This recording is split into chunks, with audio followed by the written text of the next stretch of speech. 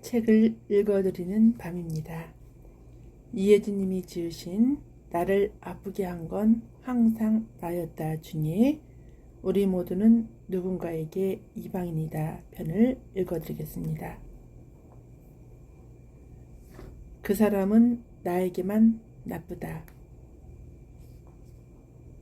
직장 동료 한 명 때문에 너무 스트레스 받는다는 재호 씨는 지에 대한 이야기를 시작했다. 매일 봐야 하는 사람 때문에 너무 스트레스예요. 또라이 질량 보존의 법칙이 있다는데 저희 팀엔 그 사람이 또라이인 것 같아요. 아무리 생각해도 너무 이기적이에요. 제가 아무리 말을 해도 안 바뀌어요. 내가 나가든 싸우자. 모두로 돌입해야 하나 싶을 정도로 심각하게 스트레스 받아요. 재호 씨에 따르면 그 회사의 또라이는 지다. 지는 팀을 이뤄 같이 해야 하는 일에는 비협조적이고 자기 것만 챙긴다. 대표 앞에서만큼은 열심히 하는 척하는 지이기 때문에 이런 상황을 대표만 모르는 것 같아 더욱 답답하다. 이 또라이를 이 회사에서 없애는 게 우리 모두를 위한 일인 것만 같다. 그런데 과연 그럴까? 지만 또라이일까? 재호 씨의 입장에서 생각하면 이 회사에서 재호 씨에게 스트레스는 지가 유일한 것이 맞다. 재호 씨의 세상에서는 그렇다는 이야기다. 그렇지만 지가 누군가에게는 또라이가 아닐 수 있다는 점도 검토가 필요하다. 실제로 다른 사람들에게 물어보면 지를 좋아하는 회사 사람들도 꽤 있다고 한다. 그것에 대해서도 재호 씨는 절대 이해를 하지 못한다고 하지만 재호 씨와 얘기를 하다 보니 지를 왜 그렇게 싫어하는지 조금씩 실마리가 풀렸다. 그 사람이 그토록 싫은 이유는 따로 있었던 것이다. 알고 보니 지는 재호 씨가 보기 싫어서 덮어두었던 감정들을 건드렸다. 예를 들면 지는 기분이 다운될 때마다 한숨을 쉬었는데 이 소리는 재호 씨가 출근할 땐 애써 눌러놓고 온 우울한 기분을 건드렸고 지가 자주 보이는 품격 없는 행동, 예를 들어 묻지도 않은 사생활을 바쁜 사람 붙잡고 물어본다거나 자기가 먹던 과자를 쓰레기통에 버리듯 나에게 선심 쓰며 주는 행동과 같이 이해 안 되는 행동을 볼 때마다 내가 별로인 회사를 다니고 있다는 재호 씨의 콤플렉스를 거느렸던 것이다. 재호 씨의 속마음을 정리해보면 다음과 같다. 나는 괜찮은 회사에 다니고 싶다. 괜찮은 회사에 다니는 구성원들은 품격 있어 보인다. 지는 같은 회사의 동료라 말하기 창피할 정도로 품격이 없다. 앞으로도 지가 우리 회사의 품격을 떨어뜨릴까봐 걱정된다. 재호 씨는 사실 지랑 같은 급의 회사를 다니고 있다는 사실이 싫다고 토로했다. 자신이 지랑 같은 부류의 사람인 것만 같아서 그 사실을 부정하고 싶어 했다. 저는 지가 하는 행동들을 도저히 이해를 못하겠어요. 규모 있는 회사에서는 저런 행동들은 말도 안 되거든요. 아마 지는 여기가 첫 회사라서 모르는 거겠지만요. 어쨌든 지금 제가 이 회사에 다니고 있으니 남들 눈에는 지랑 별반 다를 게 없는 거잖아요. 누군가를 또라이로 볼 만큼 싫다면 그 이면에 자리 잡고 있는 그 사람이 너무 싫은 진짜 이유를 찾아보자. 내 마음속 싫음을 들여다보는 것이 단순히 어떤 사람을 싫어하고 그 사람을 또라이라고 낙인찍는 것보다 더욱 중요하다. 내 인생의 적을 차단하는 방법.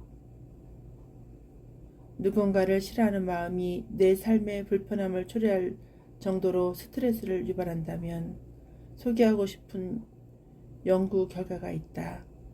바로 자기를 수용하면 스트레스가 줄어드는 것처럼 타인을 수용하면 나의 스트레스가 줄어준다는 메시지다. 타인을 수용하는 것이 타인을 위하는 일만은 아니다. 나의 스트레스 관리에도 이롭다.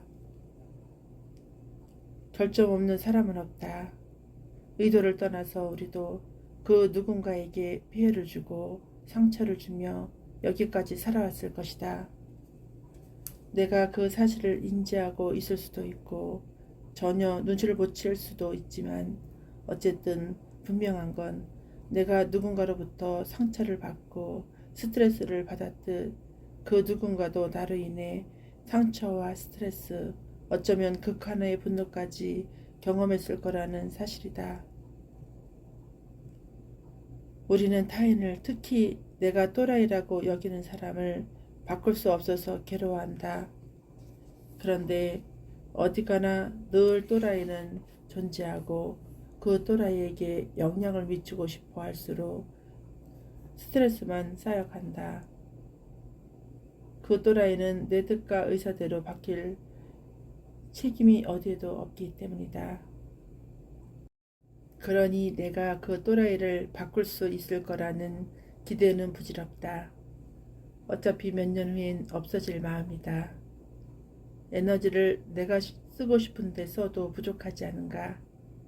그런 나의 소중한 체력을 내가 또라이라고 판단 내린 그 사람에게 쓰는 것은 의미 없다. 게다가 나 또한 그 누군가에게 어처구니 없는 사람일 수 있다. 설령 그것이 나의 의도는 아니었을지라도 의도치 않게 누군가에게 또라이 짓을 했을 수 있다. 우리는 모두 완벽하지 않은 인간이니까. 그 사람이 이 조직의 또라이 질량 보존 법칙을 성립하는 존재라는 확신은 나의 성장에 해가 된다. 왜 그 사람은 안 바뀔까? 생각해봤자 내가 이해할 수 있는 일이 아니다. 그냥 그 사람은 그렇게 생긴 것이며 그 사람과 나는 그냥 불편한 궁합인 것이다. 사람은 본인이 변하고 싶을 때 변화한다. 주변에서 끈질기게 잔소리를 하건 말건 사람은 자기가 변하고 싶을 때 변한다. 예를 들면 자기가 하고 싶지 않은 일에는 주변에서 뭘 하건 말건 변하지 않는다는 것이다. 그렇다면 내가 또라이라 부르는 그 사람과 매일 얼굴을 봐야 하는 상황에서 내가 할 수 있는 최선은 혼자 스트레스를 받는 것이 아니라 그 사람이 바뀌길 간절히 바라는 것이 아니라 누가 그 사람을 바꿔주길 소원하는 것이 아니라 내가 그 사람과 직접 얘기해서 나의 불편함을 최소화할 전략을 짜는 것이다. 그리고 그 외의 부분은 내가 어찌할 수 없는 영역임을 수용하는 것이 깔끔하다.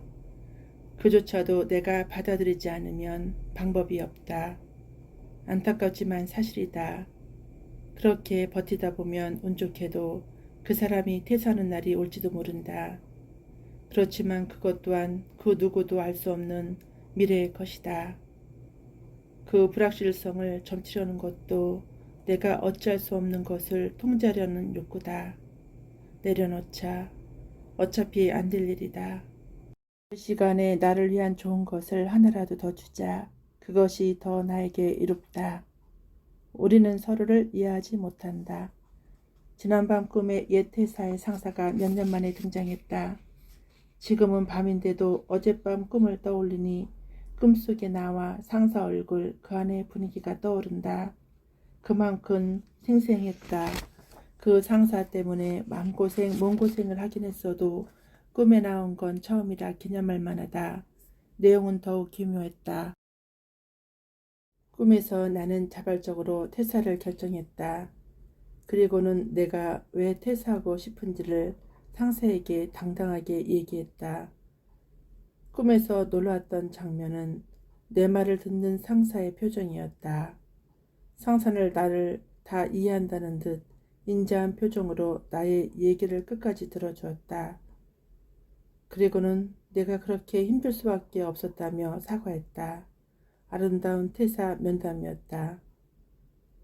현실에서는 타인에 의해 갑작스럽게 퇴사했다.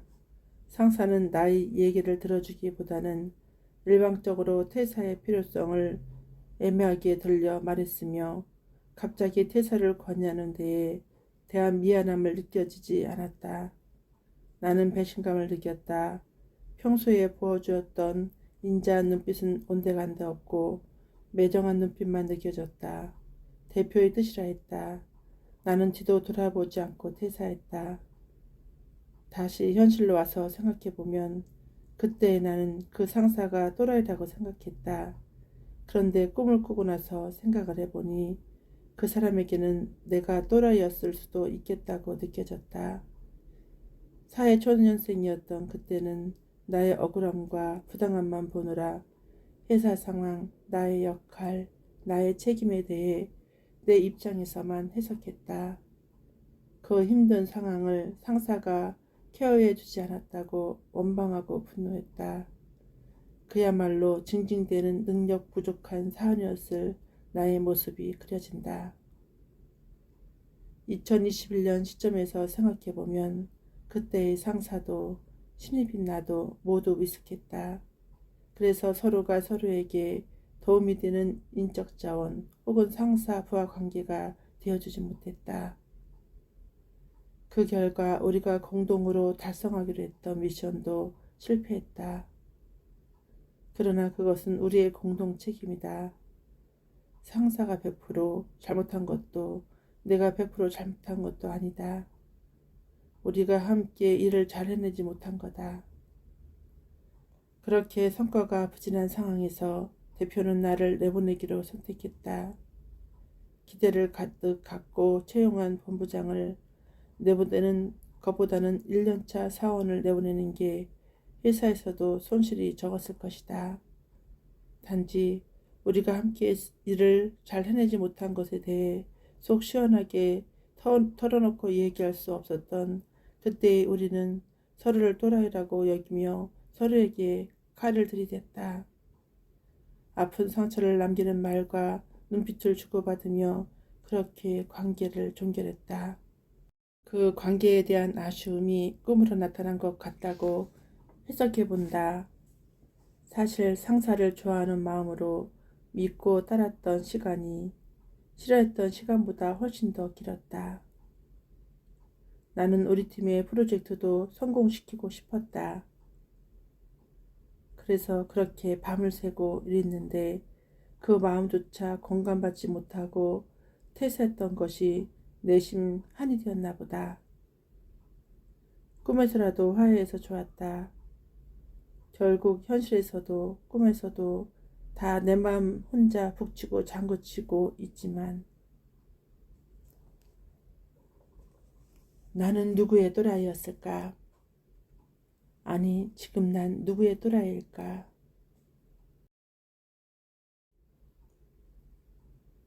또라이는 사실 기준과 관점의 차이다.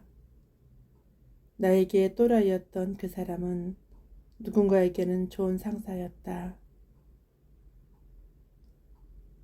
나 또한 누군가에게는 좋은 사람이었지만 그 상사에게는 퇴사시켜야 할 또라이였던 것처럼.